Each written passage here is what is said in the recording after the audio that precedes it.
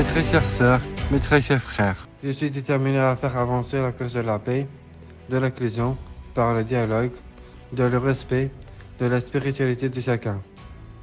La visite de Monsieur le Président de la République française est toujours reportée. Personne ne peut dire aujourd'hui si elle va avoir lieu. Par ailleurs, la reconnaissance du Sahara marocain reste vivement attendue depuis des mois. Elle est espérée aujourd'hui par l'ensemble de la communauté française du Maroc, ainsi que les partis politiques français, dont les Républicains. Elle est dirigée par M. Eric Ciotti et Mme Rachida Dati, qui reconnaissent la souveraineté du Maroc sur le Sahara occidental. Après avoir reconnu la souveraineté du Maroc sur le Sahara occidental, la visite que va effectuer M. Benyamin Netanyahu très prochainement au Maroc est un signe fort pour établir un dialogue de paix et bâtir un avenir meilleur. J'espère que mon modeste travail journalistique permettra bientôt de renouer le dialogue entre la France et le Maroc.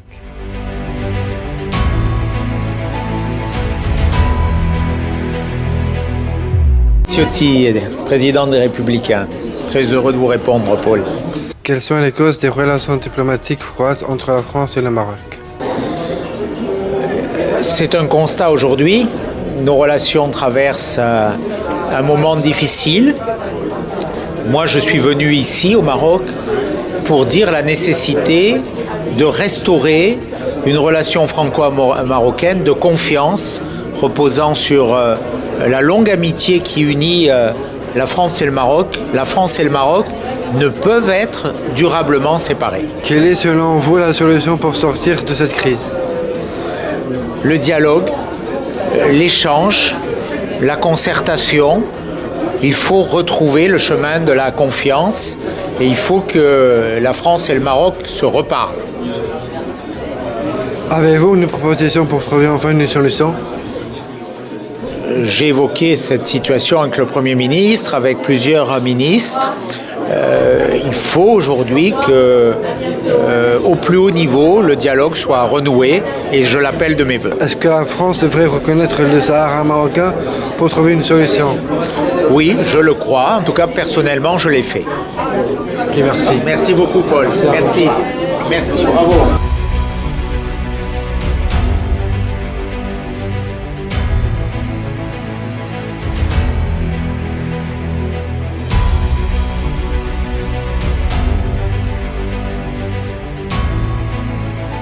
Quelles sont les causes des relations diplomatiques froides entre la France et le Maroc?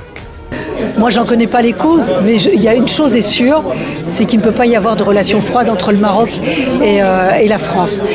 C'est un allié historique, c'est un ami historique, et donc moi je ne peux pas imaginer que la relation entre la France et le Maroc puisse s'arrêter.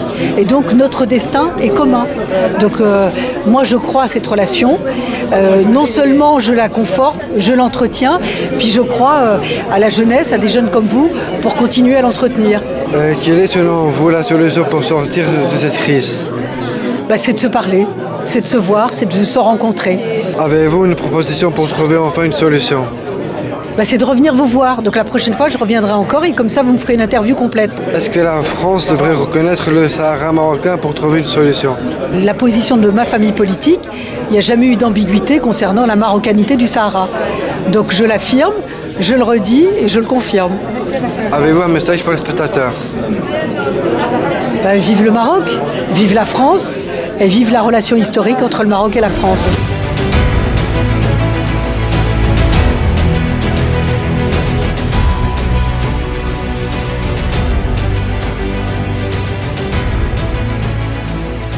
Bonjour, comment vous appelez? Bonjour Paul, je m'appelle Ronan Legleux, je suis sénateur des Français de l'étranger. Quelles sont les causes des relations diplomatiques froides entre la France et le Maroc? Alors effectivement, on note une tension qui s'exprime notamment par le fait de l'absence d'ambassadeurs du Maroc à Paris, qui en diplomatie est le symbole de tensions qui peuvent exister entre deux nations. Et ces raisons sont certainement dues à une série d'éléments. L'une d'entre elles est probablement la modification de l'attitude de notre politique des affaires étrangères à l'égard d'autres partenaires dans la région, évidemment, au Maghreb. Et nous pensons notamment aux grands voisins. Et évidemment, ce qui est très clair, c'est qu'il faut se battre pour rétablir les meilleures relations avec le Maroc. Les relations qui nous lient sont extrêmement fortes. Vous savez qu'il y a plus de 55 000 Français qui vivent au Maroc, un nombre d'entreprises, d'entrepreneurs, des relations culturelles tellement fortes, des Marocains évidemment qui vivent en France. Et donc ces relations culturelles, économiques, on le voit notamment par le succès, par exemple, des lycées français ici au Maroc. Je pense au lycée Lyautey à Casablanca, où j'ai eu l'occasion de me rendre. Vous savez que le proviseur du lycée Lyautey à Casablanca, c'est le proviseur de France qui a le plus grand nombre d'élèves. C'est-à-dire, si on prend tous les lycées en France et tous les lycées à l'étranger, c'est Lyautey finalement le plus grand. Donc ces liens sont d'une puissance absolument extraordinaire. Ils sont indestructibles. C'est la raison vraiment de ce déplacement, c'est de réaffirmer le fait que ces liens sont indestructibles et qu'il y a un certain nombre de positions, notamment exprimées ici par le président des Républicains qui a rencontré ce matin le Premier ministre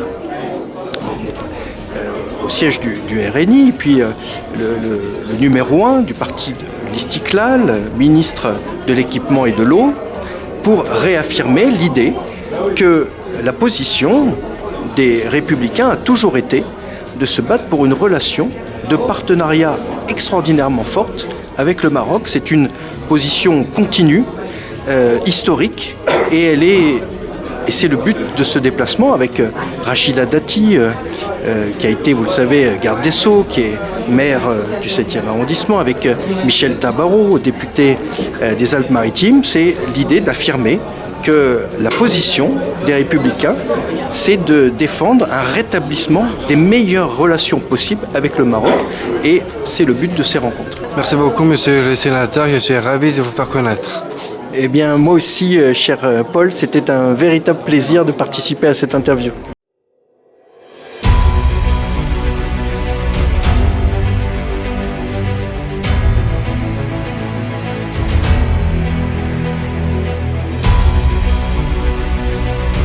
Comment vous s'appelez?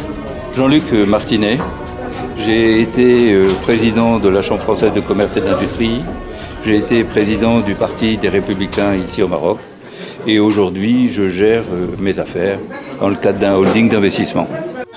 Quelles sont les causes des relations diplomatiques froides entre la France et le Maroc? Pour ce que j'en sais et ce que j'analyse, il y a deux causes particulières. La première, c'est la position prise par la France sur le Sahara marocain, qui ne l'a pas reconnu comme marocain, qui n'a pas reconnu sa marocanité d'une manière ferme et extrêmement claire. La deuxième cause, ça a été cette suspension des visas donnés aux Marocains. Et ça a été extrêmement douloureux, parce que pour les Marocains, en règle générale, quand même, la France, c'est la deuxième la patrie.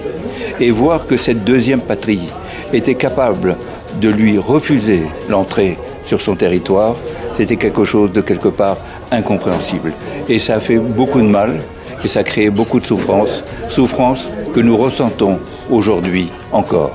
Il sera difficile de reconstruire une relation équilibrée où on arrivera à oublier cet affront terrible fait au peuple marocain. Quelle est selon vous la solution pour sortir de cette crise? Alors, pour sortir de cette crise, il faut réaffirmer le lien extraordinaire qui existe entre le peuple marocain et le peuple français. Contrairement à ce que certains peuvent croire, le Maroc a des valeurs qui sont des valeurs communes avec la France.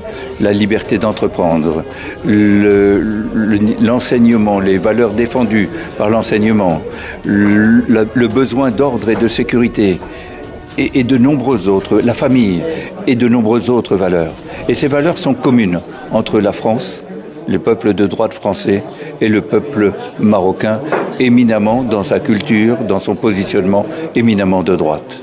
Donc il suffit de laisser ces deux peuples se rapprocher pour qu'on puisse bâtir un projet commun extrêmement intéressant. Avez-vous une proposition pour trouver enfin une solution? Pour trouver des solutions, il faut faire machine arrière. Pour trouver des solutions, il faut dire nous devons bâtir un projet commun. Et ce projet commun, il doit être axé sur le partenariat. Le Maroc est un pays souverain, la France est aussi un pays souverain. Nous sommes deux pays à égalité de souveraineté et dans le respect mutuel des souverainetés, nous pouvons bâtir un projet commun. Et ce projet ne sera pas un projet simplement des relations franco-marocaines ou maroco-françaises, ce sera un projet qui concernera aussi l'Afrique. Le pays, le Maroc, est un pays dit de développement intermédiaire. C'est un pays d'Afrique et il peut servir extraordinairement de relais pour permettre à des entreprises européennes ou maroco-européennes de participer au développement de l'Afrique qui en a tant besoin. Et si on veut qu'il y ait moins de pression migratoire de l'Afrique vers l'Europe, il faut absolument développer cette Afrique-là en partenariat avec un pays comme le Maroc. Est-ce que la France devrait reconnaître le Sahara marocain pour trouver une solution? La France, malheureusement, est à l'origine du problème des frontières. C'est la France qui a déterminé les frontières d'un trait de crayon entre l'Algérie et le Maroc. C'est aussi la France et l'Espagne qui ont créé cette notion de Sahara espagnol et devenu Sahara marocain, alors qu'il n'y avait pas lieu d'être. De tout temps, cette partie du monde, cette partie du territoire a été marocaine et il y a eu allégeance à la couronne marocaine. Donc la France doit reconnaître sa responsabilité. L'Espagne l'a déjà fait. Elle a reconnu la marocanité du Sahara marocain. La France doit faire de même et la France doit reconnaître ses responsabilités en matière de traçage des frontières au Maghreb. Avez-vous un message pour les spectateurs? Le message que j'aurai, c'est que nous devons nous efforcer de bâtir un monde où les différentes cultures se donneront la possibilité de communiquer les unes avec les autres dans un respect mutuel. Il n'y a plus lieu de penser que l'on peut être musulman opposé aux juifs ou aux chrétiens. Nous participons à une spiritualité commune. Il faut que cette spiritualité émerge et qu'elle puisse rapprocher les cultures, les religions et les peuples.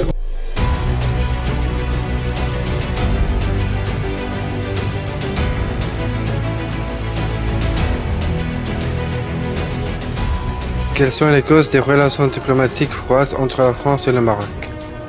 Les relations entre la France et le Maroc ont évidemment beaucoup évolué. Et je pense que ça, c'est la conséquence de plusieurs facteurs. Tout d'abord, des facteurs conjoncturels, donc très récents avec la crise des visas, bien sûr, mais aussi d'autres sources d'incompréhension qui sont quant à elles aussi structurelles. Je pense notamment à la question du Sahara, qui a été évoquée aujourd'hui, puisque Éric Ciotti et bien sûr notre délégation ont rappelé à de multiples reprises, comme je l'avais fait lors de ma campagne, de la marocanité du Sahara et du fait que bien sûr la France doit prendre ses responsabilités, comme l'ont fait d'autres pays européens. Et je pense qu'il y a, au-delà de cette raison structurelle et conjoncturelle, aussi une autre raison, qui est une raison de changement de paradigme. Aujourd'hui, la France ne s'est pas habituée à ce changement de paradigme. Elle considère toujours le Maroc comme elle le considérait il y a quelques années et ne comprend pas que le paradigme n'est plus le même. Le Maroc est un pays qui est devenu un pays pilier dans la région qui continuera à s'imposer dans les années à venir et la France doit bien sûr changer ses relations d'une manière différente et doit comprendre que les pays africains aspirent à leur propre indépendance. Quelle est selon vous la solution pour sortir de cette crise? Je pense que maintenant que nous avons dressé les causes, la première étant une cause purement conjoncturelle et une autre une cause structurelle et celle du changement de paradigme, il suffit de les régler une par une. Par exemple, je pense que, évidemment, lorsqu'il y a une incompréhension du côté marocain quant à la question du Sahara, je pense qu'il suffit simplement d'y répondre. Il suffit de ne pas simplement essayer de se mettre à l'écoute des autres pays, mais d'y apporter des solutions concrètes. C'est ce qui est reproché aux politiques. Ils parlent beaucoup, mais ils ne font rien. Et justement, je pense qu'aujourd'hui, les Républicains, à la lumière de ce déplacement, ont montré que malgré les tensions, ils sont un parti de gouvernement et un parti capable de pouvoir changer les choses, alors que justement le gouvernement en place, lui, n'a toujours rien fait en ce sens. Donc concrètement, je pense que différentes choses et différentes réformes peuvent être mises en place. Une de celles-ci est celle liée à la question du Sahara, et évidemment, les Républicains, comme l'a rappelé justement Éric Ciotti aujourd'hui, devront s'avancer et continuer à faire porter la marocanité du Sahara pour faire avancer nos relations d'une manière significative. Et à partir de là, je pense que le Maroc se mettra plus à l'écoute de nos demandes et nous pourrons reconstruire ensemble une meilleure relation entre nos deux nations. Avez-vous une proposition pour trouver enfin une solution? Bien sûr, je pense qu'il y a avant tout une solution, qui est une solution claire, qui est une solution assumée. Les Républicains disposent d'une majorité au Sénat, disposent d'un groupe parlementaire important aussi à l'Assemblée nationale.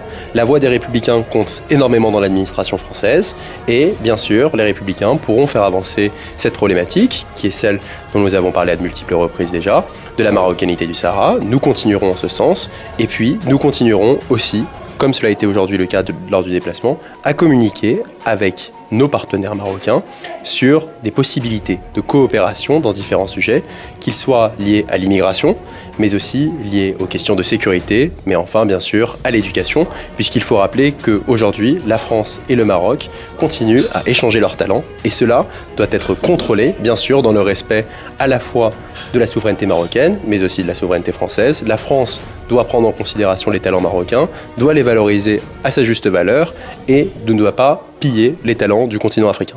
Est-ce que la France devrait reconnaître le Sahara marocain pour trouver une solution? La France devrait reconnaître le Sahara marocain pour trouver une solution. Cela va passer, et cela doit passer, ou cela peut passer en tout cas, par les Républicains, qui ont aujourd'hui, à travers leur déplacement et à travers la délégation, qui était composée de personnalités importantes dans l'échiquier politique français, comme Éric Ciotti, mais aussi Rachida Dati et Michel Tabarot, qui continueront à faire porter la voix et les demandes du peuple marocain, qui sont des demandes que nous avons écoutées. Et voilà, à partir de ce déplacement, nous continuerons à construire aujourd'hui des solutions concrètes pour adopter, et pour faire adopter en tout cas, ou pour que le gouvernement se bouge plus massivement pour reconnaître la marocanité du Sahara.